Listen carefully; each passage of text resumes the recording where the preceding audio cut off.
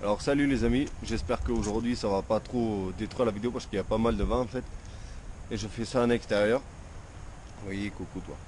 Donc je vais vous expliquer un petit peu pourquoi et comment je fais pour rouler avec une voiture comme ça alors que j'ai pas beaucoup de moyens.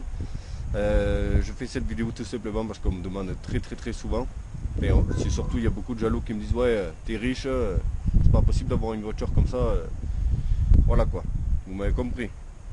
Donc c'est pas trop pour me justifier, c'est surtout parce qu'il y a aussi des gens qui veulent savoir tout simplement. Donc comment je fais?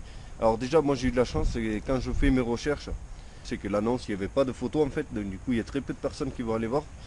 Et aussi vous pouvez généralement le prix il est bas ou sinon vous pouvez pas mal le négocier parce que quand même le minimum sur une annonce c'est une photo.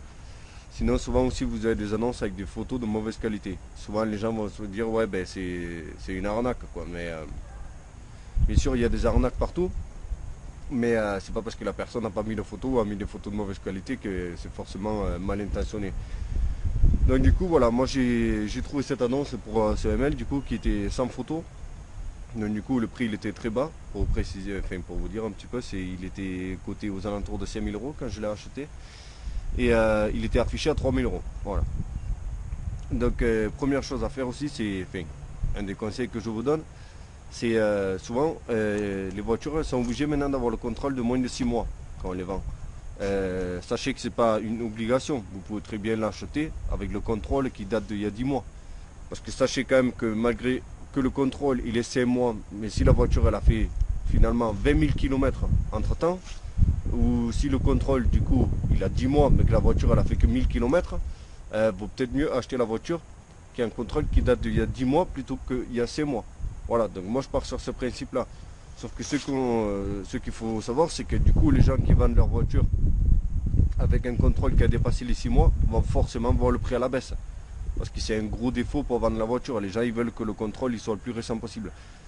Donc plutôt que de regarder la date du contrôle, regardez plutôt le kilométrage qui est marqué sur le compteur de la voiture quand vous allez la voir et le kilométrage qu'il y avait au compteur quand elle est passée au contrôle technique. Parce que du coup, elle peut très bien avoir dépassé les 6 mois et ne pas avoir roulé beaucoup et du coup ne pas quasiment pas avoir de défaut. Donc du coup, ça va vous permettre vraiment de l'avoir à un prix très bas. Et voilà, donc ça c'était un petit peu pour les achats de voitures. Si vous voulez d'autres conseils là-dessus, je peux vous en donner plein. Moi j'achète des voitures et des motos assez régulièrement. Pour mon compte perso, c'est juste parce que je suis passionné, voilà. Et ensuite, du coup, au niveau de l'assurance, moi personnellement c'est un véhicule qui fait 17 chevaux fiscaux. Et du coup à l'assurance ça coûterait une petite fortune si je l'assure normalement ou tout risque. Donc déjà voilà, c'est une voiture qui, comme je disais, qui coûte un peu moins de 5000 euros. Moi j'estime que ça ne vaut pas le coût de l'assurer tout risque, à moins que vraiment vous habitez dans un coin où vous allez vous faire voler la voiture ou la faire casser. Mais autrement à ce prix là, ça ne vaut pas tellement le coup de l'assurer tout risque.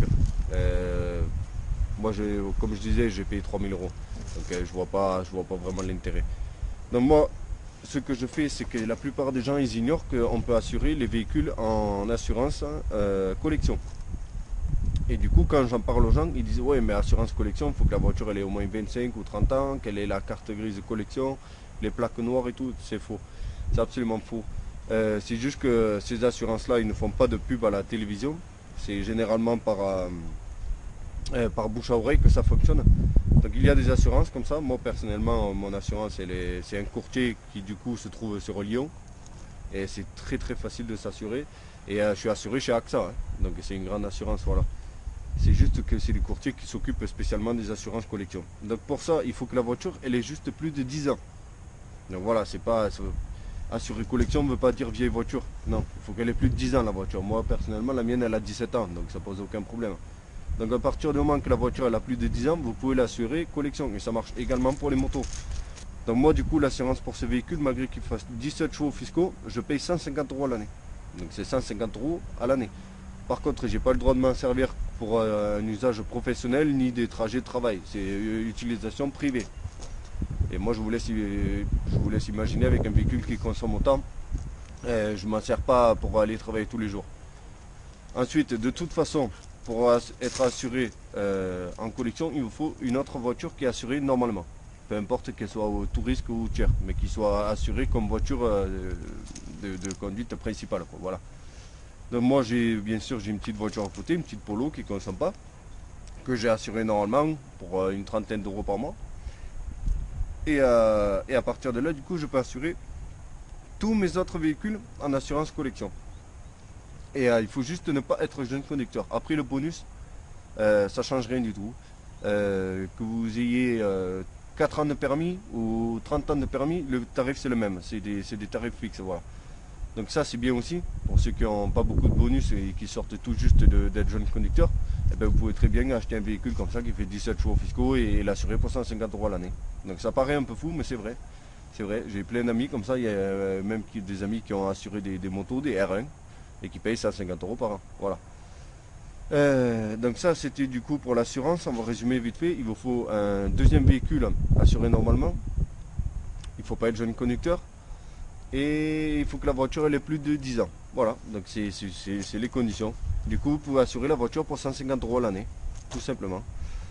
Donc du coup ça vous permet quand même d'avoir un véhicule assez haut de gamme, très puissant. Et sans vous ruiner en assurance. C'est généralement un des gros problèmes. Après, le troisième problème, moi, c'est la consommation. Voilà. Je vais vous dire, c'est un V6 de 3 litres 2, atmosphérique, donc il n'y a pas de turbo. Et la voiture, elle fait 2 tonnes. Donc ça consomme un truc de malade. C'est aux alentours d'entre 16 et 20 litres. Généralement, je fais avec. Moi, ce que je fais personnellement, c'est que je la fais tourner à l'éthanol.